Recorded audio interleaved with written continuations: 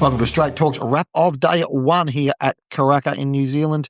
Day one of the national yearling sale is all wrapped up and done with.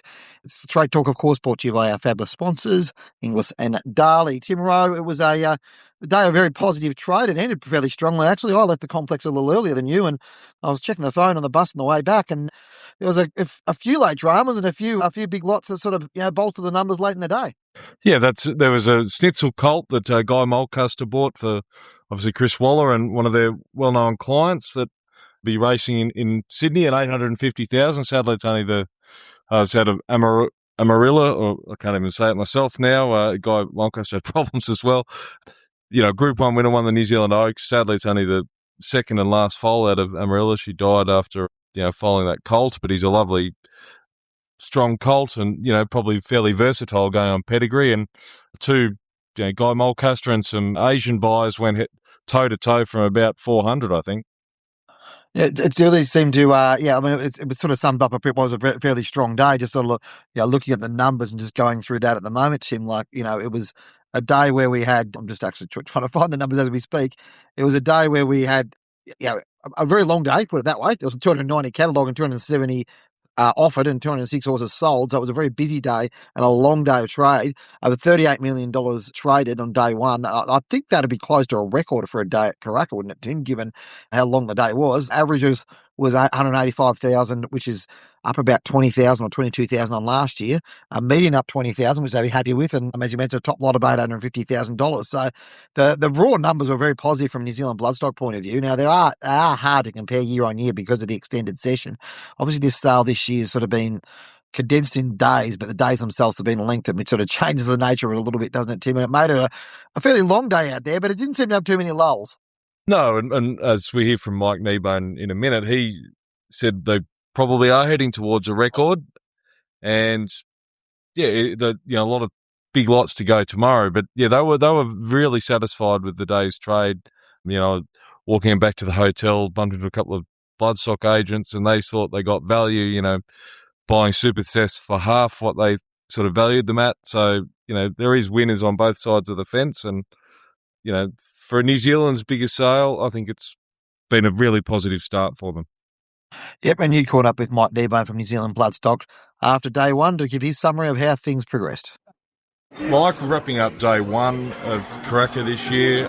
Obviously more lots today, catalogue 290, but 38 million traded, averages up 185,000, and obviously the top lot was Snitzel Colt for 850 late in the day.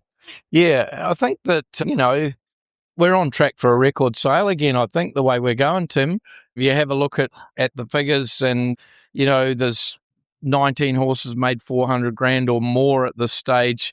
Last year we had 26 in total made that number. I think that's a very, very important stat, because it is a very balanced sort of a catalogue. There's some really nice horses to come up tomorrow, and I think we've proven that today's selling certainly proven that the big long days and compacting everything into 3 days for the book 1 and 2 has made a big mark and a good result for us. What have you made of the spread of buyers? Seems very strong. Understandably, Australian buyers seem to be very strong. David Ellis, of course, was strong, but probably not as dominant as other days that I've seen here in the past. Yeah, interesting, like Tiaka, they don't often run second, but they did today on a number of big horses, but he's still very, very strong. The New Zealand buyers are very strong in general, actually. I like that. I think they're heading towards something like 9.5 million when I last looked for their total for the day spend, which is very, very good. Obviously, the Australians are massive, and I think they'll play a huge part tomorrow because a lot of them haven't really bought what they wanted on day one. The competition's been real strong, and I've been really impressed with Hong Kong as well. I reckon, obviously the big one, Casper Found's spending 500 on that Animo late in the day, but the boys that are here, they've all been, very, very strong on horses that they like. They haven't got them all once again. They've suffered the same thing with the competition. And the Chinese contingent as well are no shrinking violets, are they? No, definitely not. What the Hong Kong representation, obviously, as we know, the 2-year-old sales, and particularly in New Zealand, is their forte. They come down here to buy more. Why are they targeting the yearling sale more, do you think? Well, I think one of the main reasons is, and I certainly know with a number of owners in Hong Kong, they prefer to buy yearlings, and that is always something that happens at all sales with the ready to run. You do get people that prefer to buy with the bigger numbers that they've got on offer at the yearling sales, and I know that I know of 3 or 4 owners up there that have sent their trainers down because they specifically love buying at the yearling sales. But I think the trainers also, they feel that there's good value at the yearling sale, and if they can pick up they can pick up 3 or 4 nice horses before getting into the season, then they'll do that. Thanks very much, Mike. Good luck tomorrow. Yeah, thanks a lot, Tim. Yeah, so as we mentioned, it's plenty of highlight results throughout the day, Tim. I think, there was plenty of movement early and sort of positivity early, but we mentioned that Snitzel Colt late in the day. But I think overall, there was some really strong results for a few different sides, and we'll get into a chat with Brent Taylor from Trelawney in a minute. But there was some long-time New Zealand vendors that did pretty well, including Cambridge Stud, obviously, with that result. But yeah, plenty. I think most of the vendors were coming away pretty pleased with how it worked out. Yeah, and I think the super set that Hallmark sold for, I think it was 650,000 there, they were, well above expectations. And that's probably, as we've said at Magic Millions, those horses that are in the top 25% seem to probably go for more than the vendors expect. And maybe it's tougher at the bottom, but again, there seems to be a lot of buyers out here, few new names that are really supporting the NZB sale, obviously their 100th year, and just because there's been a lot of success come out of this sale. Yeah, that's right. Yeah, so just going through those results, as I said, Snitzel Amaralina sold for $850. The Super Seth out of Rosala sold to KPW Bloodstock for Ron and Judy Wanless for $675,000. Mulberry Racing bought an Animo Colt, who was from Cambridge Stud, for $650,000. Poissy, we'll get into those ones in a minute. I'll mention that family in a minute, but there was also another Snitzel filly that did very well at $560,000.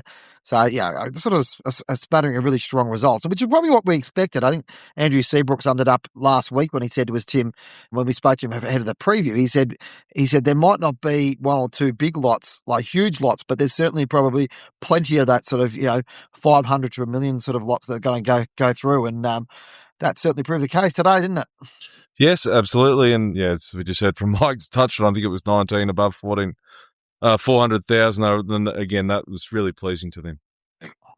Yeah. And I'll probably, the story that came through out of today, Tim, was a really interesting one out of Trelawney Stud. Brent and Cherry Taylor, they do an amazing job, and they've had an amazingly long association with his family.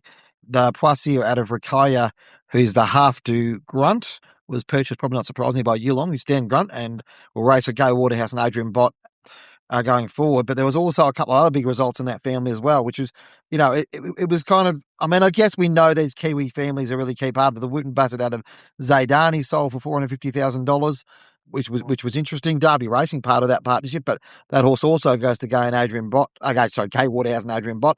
And there was also the one that Dave Mee bought, the So You Think, later in the day, out of the same family. So, it was, I guess, gave that sort of sense of those old Kiwi families, and that family, as Brent talks about, sort of, horses like Ocean Park and all those good horses, continue to deliver for these breeders. Brent, day one of Karaka, 100 years of the sales we keep talking about, but great day for this family that you've developed, the Ocean Park family way back. Sort of sold 3 very nice yearlings out of that family today. Addison later today, so you think filly and half brother to Grunt and another Wooden Bassett as well. Yeah, it's been a family that's been particularly good to us. We've had a great deal of success, and it all goes back to a mare called Saida that Cherry and I bought many years ago when we were just sort of forming our Bloodstock partnership together. And she was extremely talented. Unfortunately, her race career was cut short by injury. So we, we're going to treat her as a Group 1 mare and breed her accordingly. And she went on to leave Ocean Park, obviously, who was a Cox Plate winner, and we were there on the day. It was so exciting to be part of it. The owners very kindly invited us into that, which is great. And then, of course, Lady Saida's left Chanoir and Exalidia and my old favourite were Quaya, Grunt and Zidani and Addison. So it's been a fantastic family. We've produced some very good racehorses. We've sold particularly well this year, especially. There's not a lot of members, there's not a lot of mares breeding out of the family, but what's there is very high producers. So the market recognised the quality, and we're very fortunate they received, great prices today in the ring. The first one I went through, yearling teamed up with Joe Waddett and Adrian Bott. Obviously, they've got attached to Grunt and love that family. Yes, and they actually bought a Perencanto colt out of Lady Saida from us last year at Easter, paid a bit of money for that. But yeah, Grunt's been a good stallion for them. We've bred some nice horses by him. He's doing a good job. But yeah, he was the most like Grunt at the same stage as a yearling. Great walking horse, beautiful colour, lovely movement, altogether the real deal. What were your expectations heading into today with those yearling? Oh, well, you always dream, but we're realists as well. So those horses probably made half of our, the reserves we put on, they made double our reserves. So we put very reasonable reserves on our horses because we want the market to compete. And so, the require horse, and we were hopeful to get 400, and anything over that was going to be a dream. So to make 600,000 for the horse was fantastic. Have you seen the market overall today, and sort of how across the board have your horses have sold beyond expectations, or so? What do you feel with all that? Oh, it's an unders and overs game. Yeah. Some have made less, some have made more. It's about clearing. We've got 12 horses in today, and we've got one left to go. So my expectation was set to sell 10 out of 12, and then maybe we can get a deal done on the other two. But yeah, the market's the same. The high quality horses will always be found out. The professional buying bench is exceptional. There's no stone left unturned. They go out and find these horses. They're there, if they're in the boxes, they'll be found by somebody and they'll be appropriately priced by the market. There's no bargains. When you find a nice horse, there's going to be competition. How have you found, seems to be, understandably a lot of marketing leading into this sale, but the Australian buyers and Hong Kong have been very strong, and perhaps domestic buyers have sort of been a bit quiet, whether they've been priced out or there's more to come tomorrow? Oh, I'm sure there will. We've got some very good syndicators in New Zealand between Go Racing and Tiako are the two obvious ones. There's plenty others behind them, and we've got some great strong trainers. The last filly the last colt we put through, that is a Zidani colt, he'll end up going to Australia for Derby Racing, but the underbidder was Roger James. So, and he trained Saida back in the day for us. So he's been a long-term client and a fan of the family. So the New Zealand trainers are there, but, the Australian dollar's quite strong at the moment. So the competition's going to be pretty tough to get the top line horses. But, our racing environment is going really well. We've got a great cohesion between our betting company Intane and our racing administration. We're starting to get some great momentum. There's a lot of desire to make this industry work well, and to be able to do that, we need to invest in capital stock, stallions, broodmares, and to get a bit of volume in behind it to make it happen. And so I was a bit delayed, but when you did that investment from Intane a couple of years ago, and it's sort of, I guess now you're probably seeing the result of that sort of extra confidence coming through. You're seeing that through both the buyers, but also the breeders, that they're willing to sort of stick their neck out a little bit more because things are a little bit better. Oh, for sure. We've seen increased stakes. We have had a bit of a honeymoon period with Intane. They've flushed a lot of cash through the industry and gave a lot of interest and impetus behind it. But it does take a little while. And domestic economy hasn't been flash. But I must say, I'm very happy with the way the sales held up. And certainly Magic Millions into ours, into the English sales series is going to be pretty strong all the way through. And the Trelawney model of probably concentrate on quality over quantity more so, and still continues to serve you well, and happy with that. Absolutely. We haven't gone out and bought broodmares. We've gone out and bought fillies. We've retained fillies. We've raced those. We've had great success on the track, and it's been a lot of fun. We've really enjoyed it, and we're now seeing the fruits of those mares coming through our broodmare band, and we've got a lot more to come through as well. So more evident, or needing to take that path, given the top end of the mare market with the yearlongs and Coolmores and below that it's almost impossible to compete with them also. I'm not saying I could see that coming, but it certainly has happened. And it's sort of the reason we got out of the mare market is we had a restructure of our own business and decided we were going to access quality mares that were getting more and more expensive. We needed to do it earlier on and buy the fillies. And buying quality, we'll try and buy here. We'll certainly be at Easter. We may go to Melbourne and try and buy fillies. And I'm not saying I'm smart enough to realise that these guys were going to do it, but the writing was on the wall that gene stock was going to get harder and harder to buy of that top quality. Group 1 winning mares and stuff like that we've got in our broodmare band would be very difficult to procure on the open market. Yeah, and even for a business like the success we're talking about, this family today, that's been 20, 30 years in the making. Sometimes you've got to make decisions. You made decisions 20, 30 years ago that actually yield success, a couple of generations later, doesn't it? Oh, for sure. So a lot of the fillies we buy we generally buy by proven stallions. We want fillies that are obviously high performers on the racetrack, if possible, but they've got to have good genetic structure. We've got to think, okay, we're going to breed this. When I get that filly back, how am I going to breed her to get some not only return, but to get positive results on the racetrack? And just looking ahead to tomorrow, what are your expectations tomorrow? We've got a pretty good lineup tomorrow. We've got one very nice colt left to go tonight, a Perencanto colt. And then tomorrow we've got a good lineup. We'll start with another Perencanto out of the Grunt and Ocean Park family. We've got an Animo filly out of a nice mare we race. Cheaper Than Divorce is a multiple group winning Savabeel mare. And then we've got a couple of rippers to finish with it. And Satono Aladdin has been really popular and probably our flagship horse. There's a Zoostar colt out of a nice mare we race called Wan Diva. He's proven to be very popular. All the best for the rest of the sale. Thank you very much for your time, gentlemen. Yeah, it was quite an extensive chat with Brent we had there, and we were really thankful for his time late in the day. It's important. I think there's a real sense of optimism and confidence from these Kiwi breeders. Tim, we probably a few years ago things were a bit harder, and I think Andrew Seabrooks alluded to that last, when we spoke to him before the sale, saying there's a fair bit of doom and gloom probably 3 years ago, but certainly things have changed around a bit, and that buzz sort of seems to have permeated back through the entire market. They're really passionate breeders. Yes, we've got the Waikatos and the Cambridge studs that sort of, got scale and stallions and things like that. But below that, there's a lot of other breeders that are really doing a good job, investing a lot of money to try and upgrade their mares. Supporting, the stallion strength in New Zealand at the moment seems pretty healthy, but also going to Australia, supporting leading, the top size over there, and to try and diversify and get good commercial results, which allows them to reinvest and continue to upgrade.